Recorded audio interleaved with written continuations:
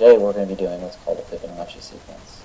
If you don't remember from high school math, a Fibonacci sequence is made up of numbers where the last two numbers equal the next number in the sequence.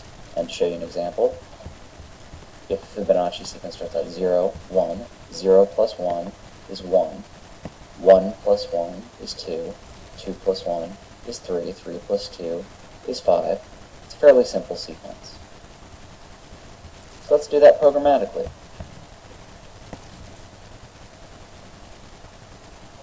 We're going to prime the pump, so to speak, by assigning A and B to the integers 0 and 1.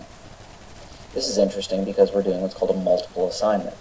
In one statement, we're assigning A and B. Here's where we're going to create the loop. We're going to do while B is less than 10. We're going to print out the number B. And now we're going to use multiple assignment again to assign the new values of the last two items of the sequence. This A plus B is where we actually add the last two items and assign it back to B for printing the next time around. And as you see, 1, 1, 2, 3, 5, 8.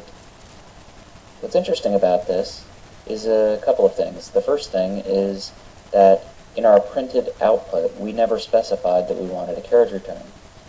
However, Python does this automatically for us. That can be a convenient feature, but it can also be problematic. If you wanted to perform this same sequence,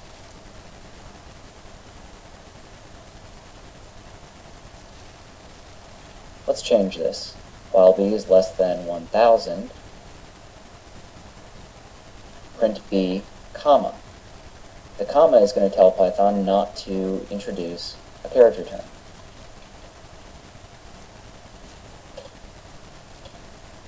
And as you see, the sequence continued where we left off because I didn't reassign B, and so it continued from 13, and it continued all the way up to 987, just under 1,000.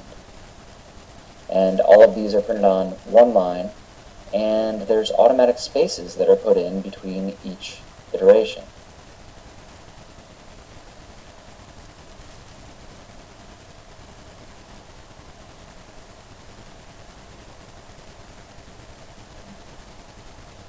Now, if I were to look at B, B is the last value that was assigned. The assignment happened after the print, so you can see that it is a number that is greater than 1,000. This is why the while loop ended.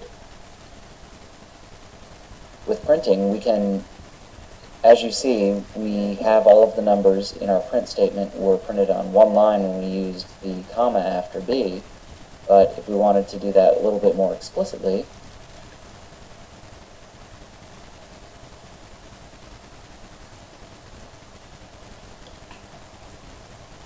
we can specify two things to print. The first is a string, the value of B is, and then we specified B. Notice that I don't have a space after is, but when we print this out, the value of B is 1597. These are some convenient things that Python does to make typical printing a little bit more convenient.